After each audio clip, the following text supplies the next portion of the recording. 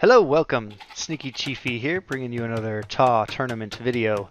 This one is Game 2 in GC45 Battlegrounds Best of 3 series between TAW member Freager, here in blue as the Byzantines, against his opponent, and the enemy, in this case, LordSavage, in red as the Huns. The maps are all custom-made maps for this tournament. This one is called Lanes. It features a central lane, in this case a desert setting, with decent enough resources to start with, but eventually players will want to cut their way through the wood lines to the left or right, because that's where the relics are, as well as a bunch of gold and stone to be had, not to mention flanking opportunities on their opponents with trebuchets. So it'll be interesting to see how this one plays out. Game 1 went to LordSavage in a closely contested cavalry matchup. And I'm looking to see how Freager responds. Freager here going with a forward lumber camp. And we'll be looking to avenge Stiglitz, as LordSavage was the one to knock Stiglitz out of the first round in this tournament. So other than that, it's fairly, like I said, standard resources. 8 goats to be had, some hunts in the back, 2 elephants in this case. Forward stone here for Freager is unfortunate, but if he sets up his initial wall right here, for example, he could wall that in. And he's got plenty of safe gold. Meanwhile, though, I gotta say, gotta love LordSavage's. He's got all 3 gold piles are in the back, not to mention the 4 stone in the back as well. Much better map generation, as we see a 4-tiler gold for Freager fairly forward. Byzantines are a very strong civ, however. Full monk tech tree. Very versatile, as they could go infantry, siege, decent archers as well.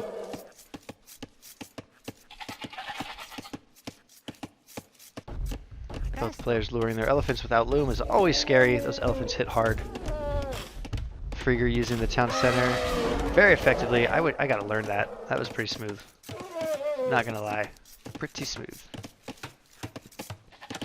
And now we see, yep.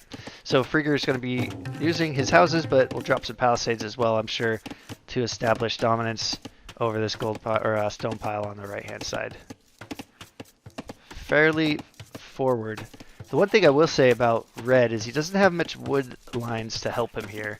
His hunt and his berries are kind of exposed in the front. That hunt is really far away compared to blue. So it'll be a little harder for red to wall this off. Wall the front of his base off.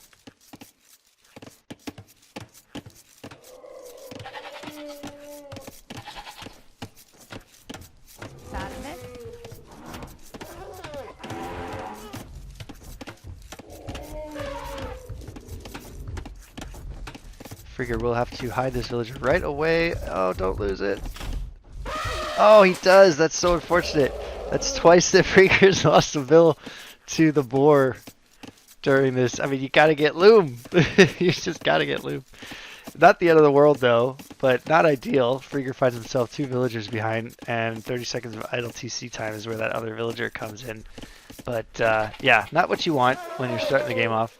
Doesn't ruin everything. Obviously, you can't just resign from that, but not what Freager will have hoped for, that's for sure. Freager's scouting out enemy positions, seeing where the weak spots are. Lots of holes in the walls of both players in the first game, so I think both of them will look to shore that up in this second match. As red just misplacing his goats again. This happened once in the other game. He misplaced a goat and looks like he'd forgotten about his scouting goat in this case as well.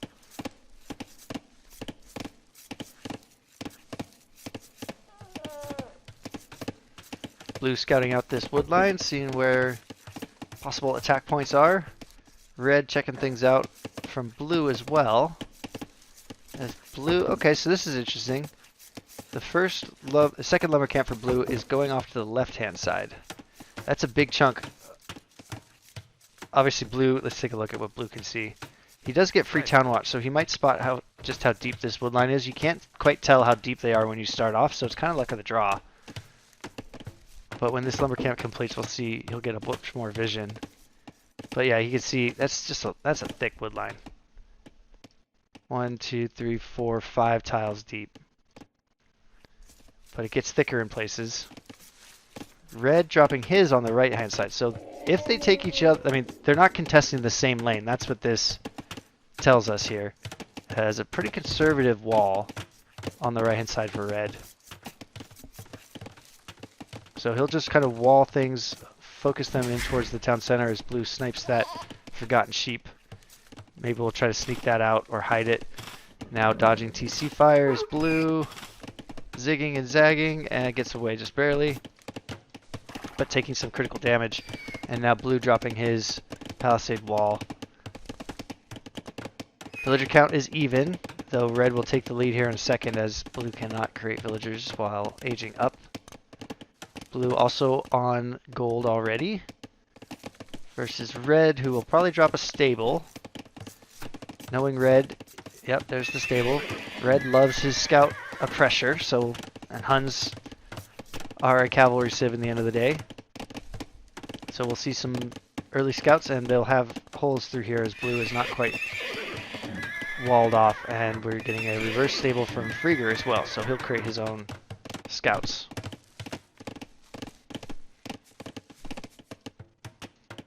I like Freager's choice here, putting the scout just for vision. We saw a lot of feudal action in the last game, and hey, he did get the goat out. Look at that. Goat made it back. We'll see if this happens again in this game.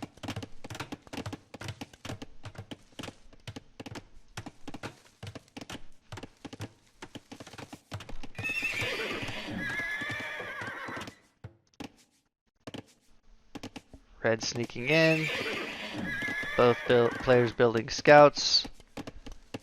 Using up their precious food for that. Neither getting the hunt either, so they'll have to rely on their farms. And it's worth noting too, because Huns don't get houses, it's a bit harder for them to wall off.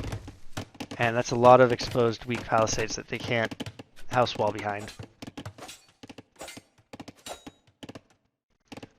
Red looking to pick off the walling villager, and he will get this one. Blue quick walling to keep his wood line safe and bringing his scouts back. Red just being annoying.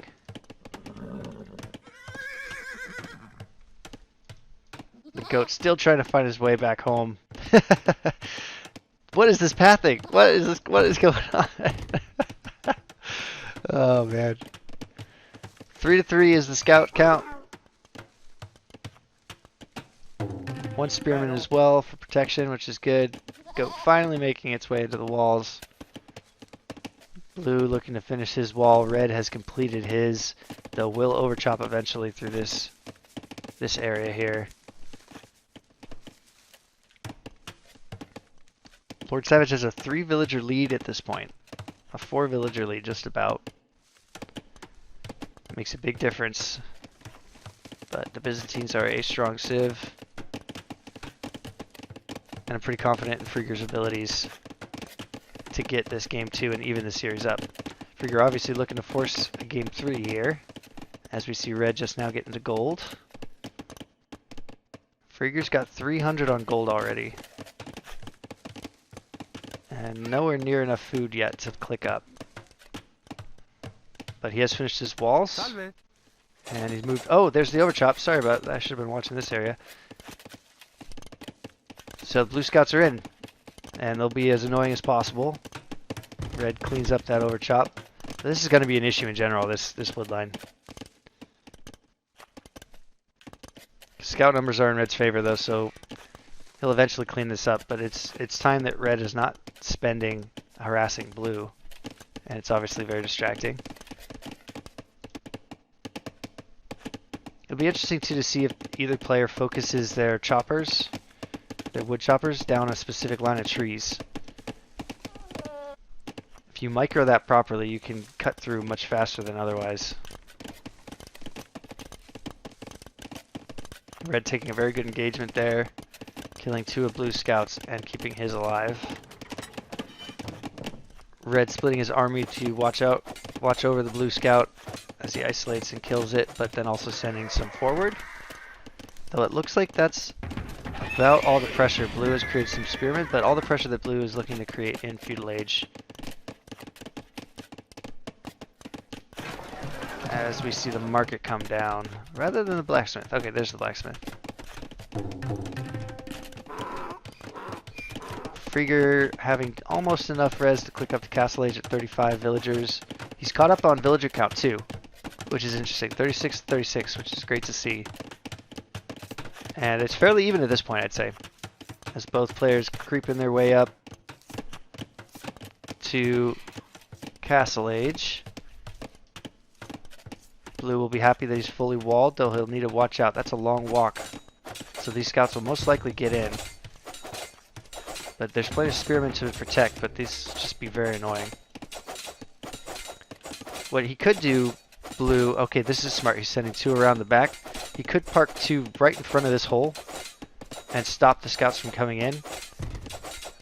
And the Byzantine palisades are a bit stronger. Yeah, they're 300 instead of the 250, and that comes into play there. It's harder to break through, that's for sure. No upgrades coming in for either player yet. Castle Age clicked up about even. Freager slight advantage as he goes for a second layer of walls. And another stable.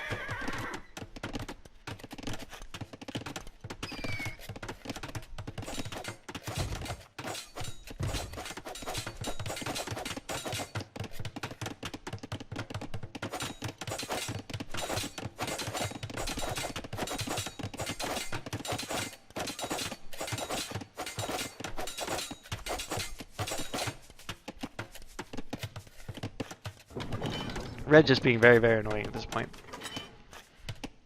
I don't know if this second wall is completely necessary. It's, you know, you worked hard to claim this stone. You're going to want to keep it. And certainly your second TC should go right about here.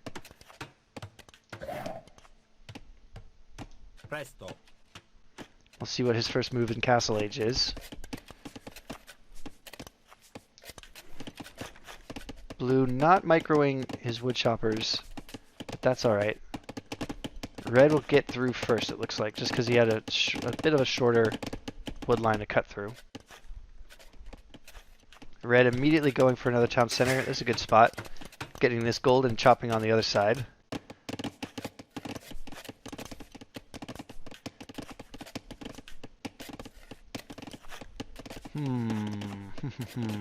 Knights coming out for blue, as well as for red, and cavalry archers. Hun cavalry archers are cheaper, and obviously get full upgrades eventually, so it's a natural choice. But Byzantines get better trash units, so Byzantine skirmishers should be able to take care of those cavalry archers, though not as mobile. They can be used very effectively on defense.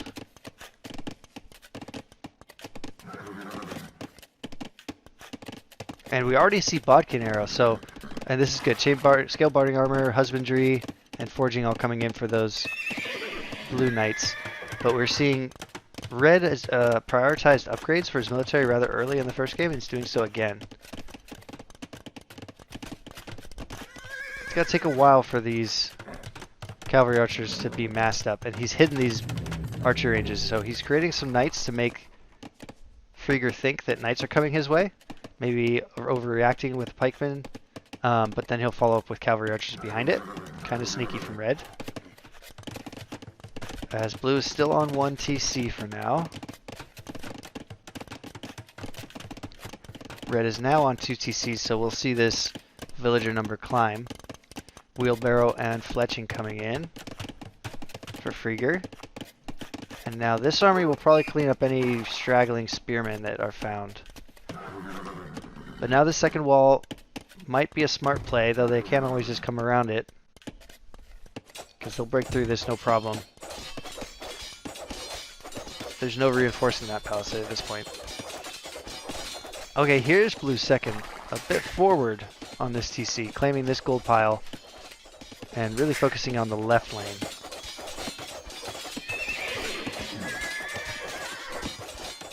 And Stonewall is coming in. They'll probably be too late, unfortunately.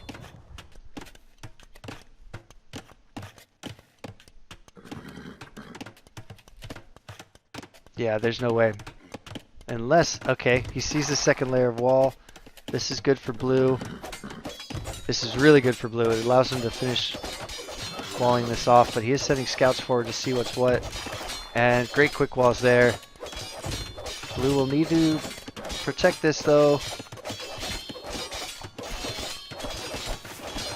as the Cav Archer's coming in. So amazing pressure from red. He does get through with these knights, and now streaming Cav Archers in behind.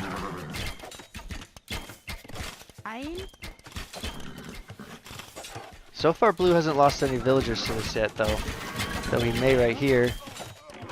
Okay, so far he has not.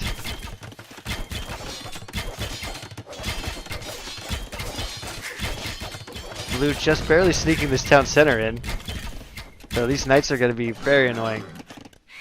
And the Cav Archers combined with the knights, the Cav Archers will pick off any kind of spearmen. A very dangerous unit composition.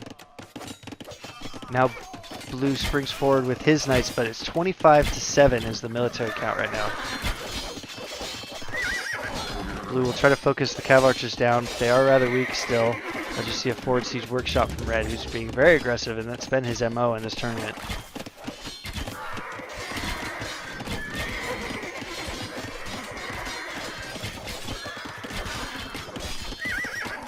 And all these villagers here are at risk now, just simply because of the Cav Archers.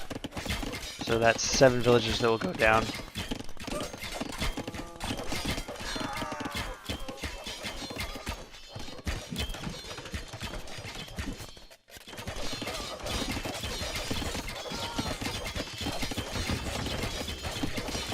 Oh no, the good game called. Freager, no, say it so.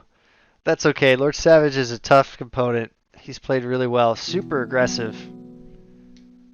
Super aggressive with his cavalry strategies. Well, Freager, you did well, my friend.